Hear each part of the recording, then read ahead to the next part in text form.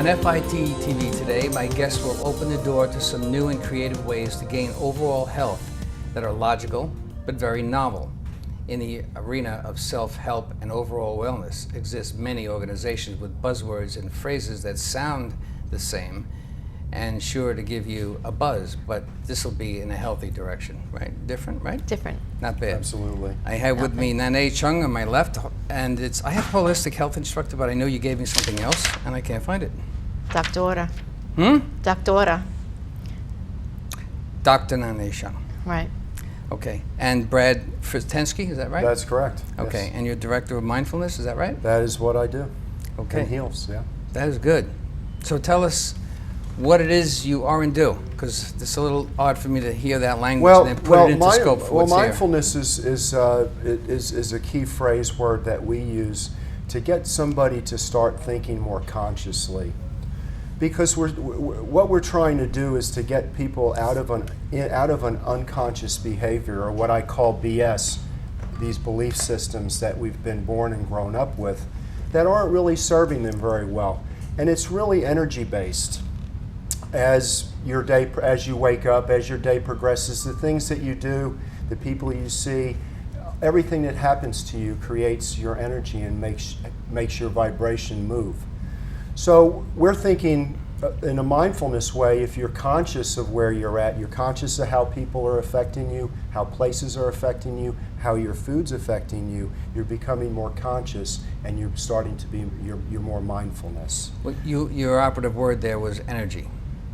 Energy is key, because if you know anybody that's working or in a work environment or with kids or whatever, there's always things that go wrong, or people that give you a hard time or whatever. So in an unconscious mind, you're actually starting to take on their energy. If you're conscious of where they are and you start and return and bring a mindfulness, loving energy back to them, you're not accepting that energy. So you're actually redirecting the energy, so to speak. You're talking about consciously picking up on someone else's patterns of right. behavior? Let's say, for instance, you go to the food store and you're pushing your food cart, and somebody bumps into you, and it really wasn't your fault. But then they come at you and say, "Oh, what are you doing? Get out of my way." That's a form of energy. That's a form of energy that you could be receiving. It could affect you negatively. And it could make you angry. It could also make you engage them with the same energy that they're giving you. So using so that the example, idea is to redirect it. You know, see that for what it is. And a lot of times through the course of your whole day, you're picking up constant energy from a lot of different people, places. You're picking it up. So what are you doing? You're bringing it home. So you're unconsciously bringing all this energy that's been fed to you all day into your house. You don't want to bring that energy into your house. You want to leave it at the door, and you want to be conscious that you've had that exposure during the day, and you want to come home and you want to relax. You want to be nice to your family, your kids. You don't want to feed them all that energy. To feed off of what you just said, the way I look at how I live my life is I look at most things that I do. I don't look at everything, of course, but I look at most things that I do. And when I feel an apprehensive moment, or like bumping into somebody where anger might show up, it doesn't stay with me. Are you telling me that it unconsciously stays with me? I mean, if you're conscious, I'm trying to follow what you're saying. Well, if you're conscious of how you're dealing with people and how you're dealing with people's energy, then you're able to release it. A large portion of the population will be dealing with that energy all day, okay? And they'll be seeing it, they'll be hearing it, and their mind will start to take over. And they won't verbalize anything to them. They're not setting healthy boundaries. Yeah. So in not doing that, they're manifesting that energy now into their heart area, and it comes out as frustration. It comes out as anger, and at that point they manifest it even deeper because they didn't stand up for themselves, or they didn't address the energy properly. Their self-esteem goes down. They don't feel good about themselves. And then they'll take it even deeper. They won't feel passionate about who they are, and then they'll dump it in their locker, in the base of their stomach, and they'll bring it into their household. The children feel it, the husband feels it. Because they really don't release that. It really don't creates get rid of it, right? conflict. So if you're living this unconscious behavior, and you're just going out and getting affected by all this, it's starting to cause dis-ease within the body. Right. And we know that dis-ease causes right. disease. Yeah, right. So, and we're constantly pushing this stuff down. And hence the problem is that when it's down into your gut area and it's created all these problems in your heart and your love, your anger, you're frustrated, when you bring it back up, you bring up that energy back. Is this your concept, or did you join forces here on this idea, or how would you describe? Well, we basically joined forces, which is why we partnered with a third partner of Ashta to Right. form the school called HEALS School of One. Mm-hmm. So it really is the embodiment of a body, mind, spirit approach, looking at it as a holistic perspective. Mm-hmm. So HEALS is health through education, actualization, love, and self-realization. So it's really bringing together all the concepts of looking at the whole person, looking at health and the expression of that, and how we can actually, the concept of one of the classes we give is energy medicine. So how we might actually take that in, and in a family dynamic, we see that all the time with parents that may be fighting in the home, and then children may not consciously take that in, but we know certainly subconsciously, if there's abuse in the family, if there's emotional abuse or physical abuse, that child will actually grow up and perform those same acts. So they will emotionally abuse others, or they will be the bully to other children, or they will be the bully in their own household. So the effective pattern is that is the thing that goes on and on and on. So the idea really with mindfulness is when do we stop? So the idea really is that we stop at the school of one, so that everyone comes from where they are in their particular place in life, their station in life, the family dynamic, that you just start where you are right now and begin that mindful process. So this is it's hard for me to gather all that all in one shot. But it's like a collective. See, I'm a little bit used to the sociology, psychology, there's other basic trades of self-help and stuff. But this is a little different for me, so I'm having trouble. Well, grabbing it all. part of what we do at HEALS is we do a lot of meditation work, and we do a lot of guided meditation work, where we start to ask people to start using their imaginary skills to create nice places, nice formats, nice ideas that generate good energy, what makes them feel better. And then we talk about in these classes about setting healthy boundaries, not with anger but with love. When Nane did the last program with me that she did a couple of months ago, I was able to understand what she was saying. What I'm trying to get a hold of right now is a fixed portion of what I understood where you were last time in terms of what will help. Mm-hmm. You're synergizing here. You're moving something into where you were. So. And what you're saying makes sense, but I'm wondering where the fix is. Is fix is becoming aware? Just the awareness of what you're doing, so you don't bring old stuff in? You're actually changing the dynamics, what I call BS, or your belief systems. As we grow, as we're born, we grow through this process, through teachers, through what we see, and we create this belief system. And not everything that we've been taught or directed towards is really the best for us. Right, I got it. Yeah. So we want people to reflect on how they act, what they do, and let's look at it in a positive way, not a negative way. If you have a lot of negative in your life, we want to be mindfully try to put you into a positive mind frame. You need to be subjective of what you're thinking, how you're thinking it, and is it proper thinking? Is it a positive movement that I'm making? Is that hard to do for somebody who comes to see you, to convert? It just takes commitment and a little time. Because when you're living an unconscious lifestyle, you don't know what you want, you don't know where you are, you don't have a plan, and without a plan, you're planning to fail. So if you're basing all your actions on what you've learned from other people, you have not connected to the inside of yourself and the dynamics of the love that you have for yourself. You guys are starting a motivation for. You had a motivation for starting a school. You guys are getting together on this, right? Right. Mm-hmm. Yes, Tell me about it. We basically came together and realized that there was a synergistic idea that was taking form. I've been in private practice for many years now, and Brad's been a meditator, and he's worked with different groups. One is the Love Center on Long Island in Huntington, and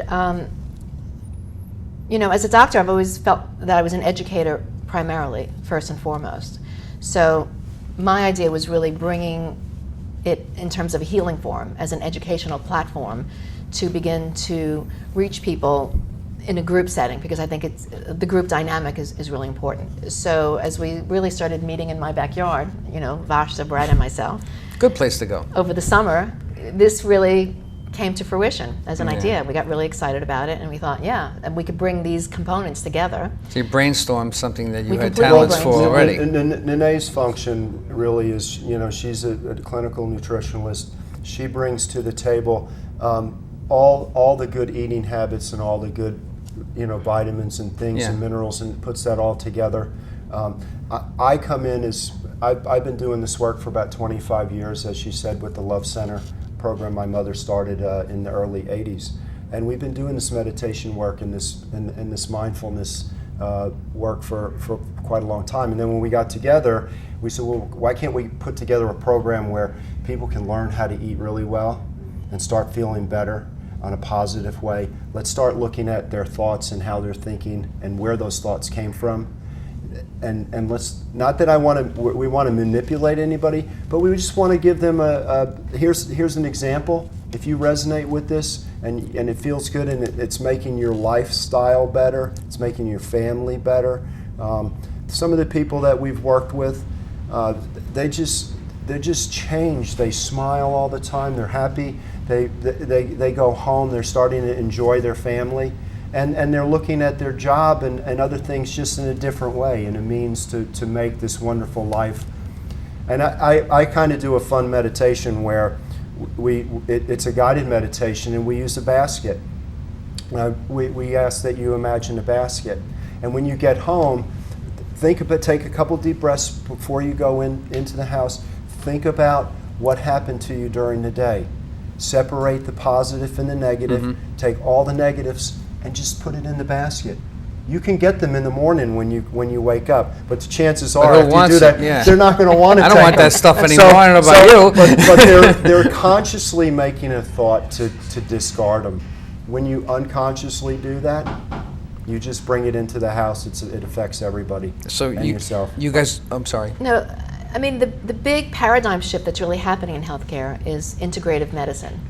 So really the idea is that we're understanding the role that stress plays in someone's illness. We see that with cancer, we see that with gastrointestinal, we see that with autoimmune disease. So this is not so far out as it might have been conceived of 20 or 30 years ago. Yeah. I mean, this is really where modern medicine needs to be, because it's the model of wellness as opposed to the model of disease. Yep. So this is in some ways taking the initiative to, as a preventative way, for people, for families, for children, to look at their lives and say, I can really empower and shift my life in paramount ways.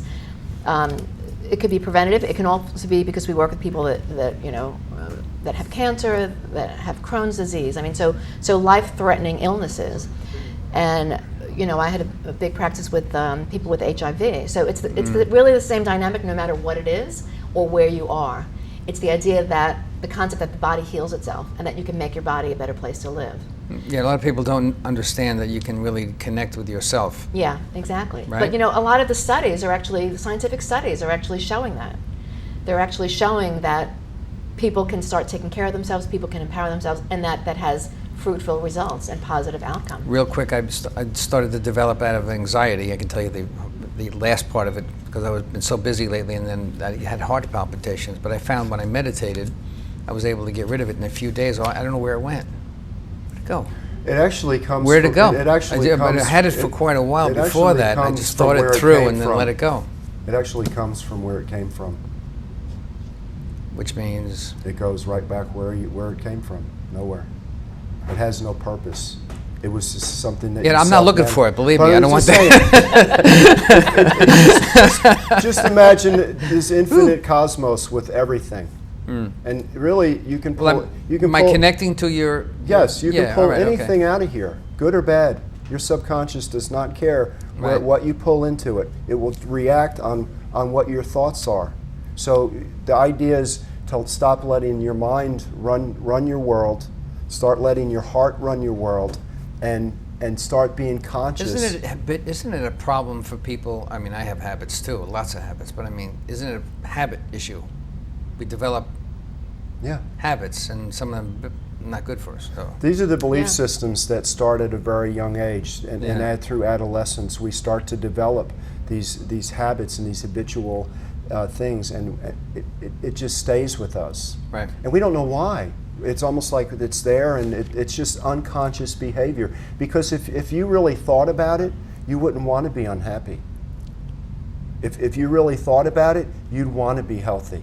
Mm-hmm. Well, why aren't you happy? And you just don't know sometimes how to to break that clog it or whatever. But we even know physiologically, 20 years ago we used to think that there was not a regeneration of nerve cells, that there was not a regeneration of brain cells. Right. We knew that there was regeneration of blood cells, let's say, and that the liver would produce more red blood cells.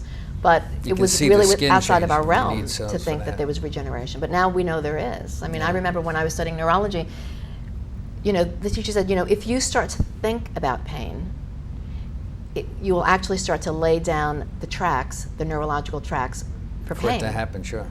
So when they used to say, it's psychosomatic, what does that mean? That your brain is imagining it. But as soon as your brain imagines it, it starts to lay down physically. Sure. We know that. That is what psychosomatic is, isn't it? Exactly. But we used to say, it's psychosomatic, it's all in your head, and so here, take this antidepressant, and you won't think about it anymore. It doesn't mean that physiologically it's not still happening. So now we're taking a few steps back and saying, well, guess what? If you can think it and create something, you can actually start to restructure. Doesn't that have something to do with it. Anthony Robbins that had something similar to that? Where was it neuro-linguistic? Neuro-linguistic programming. I don't know that he started that, but the idea is that some people see things, some people hear things, some people kinesthetically feel things. So depending on where you are, it's a more complex way of looking at it. I mean, I may show you something for learning, but if your way of learning is through hearing, you'll do better in a lecture. Right. If your way of learning is more kinesthetic, you might sense something better, or writing may help you more because you're writing kinesthetically and then you're also visually seeing it. What happens if you have both? Well, then you're using all the senses. I mean, that's really what primary learning is about, right? Utilizing all the things that we know, which is really what the integration of health is. I'm normal. Okay, that's good. How does this stress issue, how does it all relate to stress? And well, we know that stress is really not the number one killer. We actually start our day stressful. We have a belief system that we wake up and we need a stimulant to wake us up. And I discuss that with people often, and I say, do me a favor. I say, wean yourself off coffee as slowly as you can, or caffeine, because it's just, I wake up and have a cup of coffee. That's what I do. That's what everybody does. A lot of people, they tea, whatever. Wean yourself off, and then just start the day with a glass of water. And when I ask them, well, how are you feeling with that, and how are you doing? If they get through the process, they're like, it's amazing. I wake up and I drink a glass of water and I feel like I'm wide awake. I say, of course you are, because it's just you. So we start off our day stressful. We put caffeine in our body. Okay, we get in a car, so we're driving to work. There's just a lot of stress getting to work. The boss. So this is what I'm saying about this energy. But you're not. You're kind of moving in this direction, but you're not conscious of it. You're not thinking to yourself, well, gee, I don't need to have that cup of coffee, and I can drive in my car and put on some good music and get a good laugh at everybody else stressing out around me. And when I get to work, the boss is going to give me a hard time. But you know what? I'm so happy that. It's really okay, guy. I'll get done with what I get done. When people are in pain or in stress, well, I get that. Stress and pain are hard while you're feeling it to get rid of it. Well, that's part of the recovery program, Chris. It's really all about recovering yourself, getting in either a group setting or an individual setting, and Heals can do that. We can put you in a group setting, or we can put you in an individual setting. We can start you the recovery process. And the recovery process is inherently your responsibility. We really don't do anything. We're just offering you some lead me ideas. to the altar and leave me there. No, we'll give you plenty of support, but you're gonna have to jump on. You're gonna have to say, wow, I'm really starting to feel better. I got a lot less stress. Nane, the diet you put together for me is awesome. I'm eating more fruits and vegetables. I'm walking once or twice a week now. even the dog's happier because the dog wasn't getting his little walk. It's funny, So, for years, everyone, you hear it on TV all the time and read it in every book you can imagine. In your business, you must hear it. If you eat better, you'll feel better. I mean, who doesn't know that? And yet, people don't Who do doesn't it. know that? But look at our fast food industry. I mean, it's just easier sometimes because the people are Yeah. just patterned to go to McDonald's, or they're patterned to go to junk food, or they're patterned to have a donut and coffee for breakfast. but that's part of the unconscious behavior, because if you looked at from the turn of the century, the 1900s, and you looked at the food industry and the changes with sugar and Yeah. preservatives and aspartame and saccharides, and you follow this process that's happened with big business and big companies and Yeah. what they've done, you become conscious. Say, wow, that's really what happened. And now that I see it, I just don't choose to be a part of it. I'll go to Waba Nature, we'll get some fruits and vegetables, and we'll eat And better. even they have junk food. But yes, They you're right, do. it's much better. I have one near me in Huntington. Let's talk about a disease, for instance, that seems to be around people that I know lately, cancer. I have someone who's 53 years old, and she's dying of colon cancer. And my uncle recently died of cancer. There seems to be quite a bit of it around people that I know. They're suggesting in the next, 10 years that cancer is going to increase by 30 or 40%. 40%, yeah. It's going to? That's what the medical profession is projecting. What percent? Up to 30 to 40%. 40. Ooh, 40%, that is yeah. no small little number. Yeah, it's That's a little massive. scary. It's massive. So let's look at it really kind of quickly. 'Cause And that's a not diet, huge- it is that's diet a- related. That's a huge topic. Yeah, by the way, in order to cover the remaining questions, we only have about 7 minutes left. Okay, So I'll go real quick. let's can right to it, yep. Medical profession, media, cancer, cancer, cancer. They're putting it in your mind. You're now thinking of it all the time. all about- Now you're consuming things that give you cancer, and you're implementing it even deeper. Okay? Most of the people who eat junk, smoke, and whatever that never get cancer, they're just Yeah. free. They don't. Environmental toxins, Right. GMOs, Yeah, you all the always wonder genetically about modified that. foods. Oh, is that what that is? GMO is genetically modified food. Oh, Yeah, yeah. So Soybean, corn, I mean, all those foods you really want to have organic. I thought soy was a happy food. not Well, always. It's not always. Not always. That's It's just not- one of the top GMO foods, Yeah. soy and corn. Yeah. Right? You Yeah, want to be great. specific. And that's all really, it's all big corporate Monsanto money.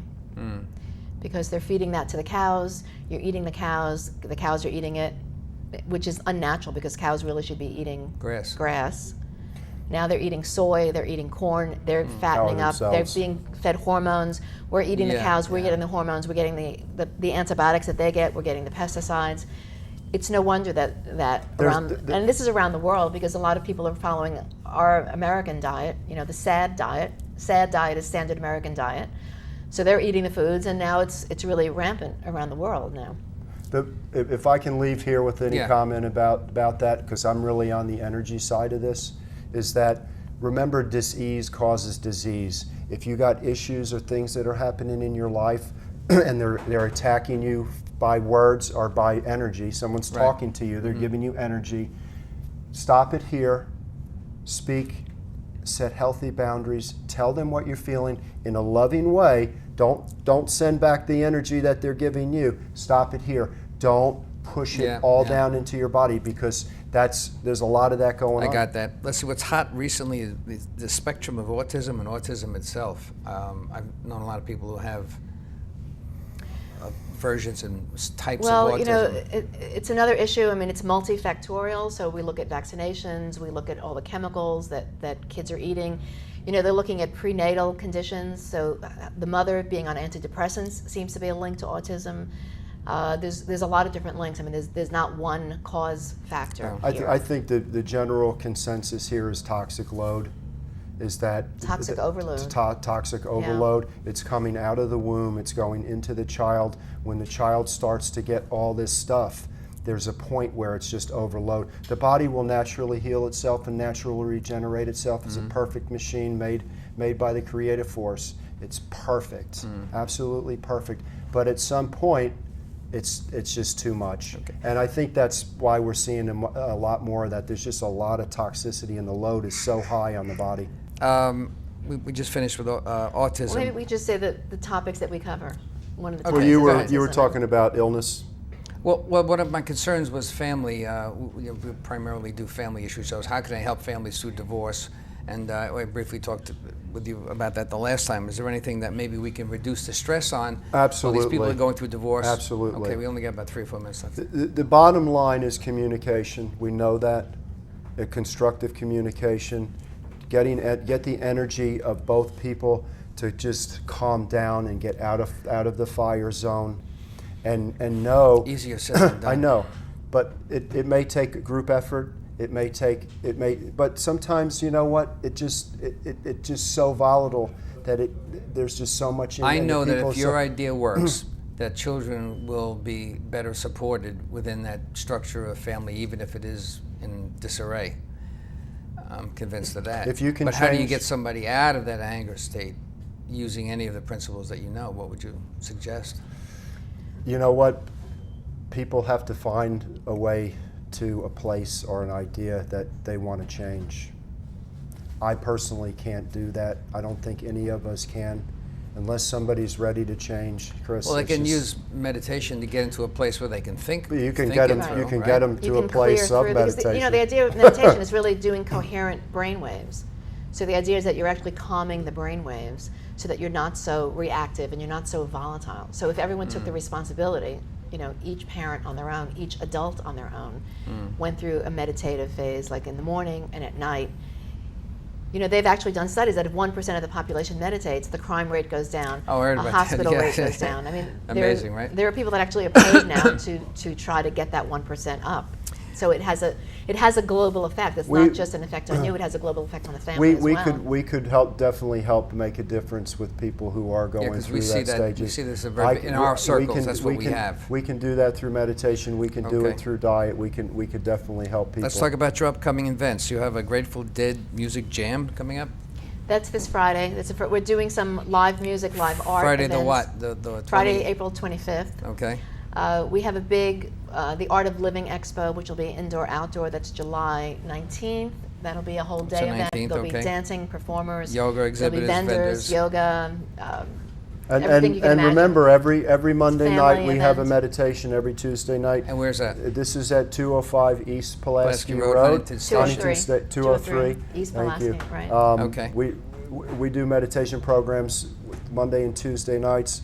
We're developing a recovery program on Wednesdays. We have a website. Okay, phone yeah, I'm just number. going to say the website's www.heals-schoolofone. HEALS-schoolofone.com. Thank you for being there. Thank you very much. I appreciate Chris, that, Dr. thank you. Nane Cheung and Brad Fristensky. Thank you. Societal and political trends are rapidly breaking down the family that once was the cornerstone of our great American culture. At FIT, we know you cannot get this information on your own, so we'll bring it to your TV, of course, every single week. And of course, we always invite any opposing views, but we never hear from anybody, so we must be pretty good. My name is Chris DiMaggio. Thank you for watching FIT TV, and we'll see you again next week.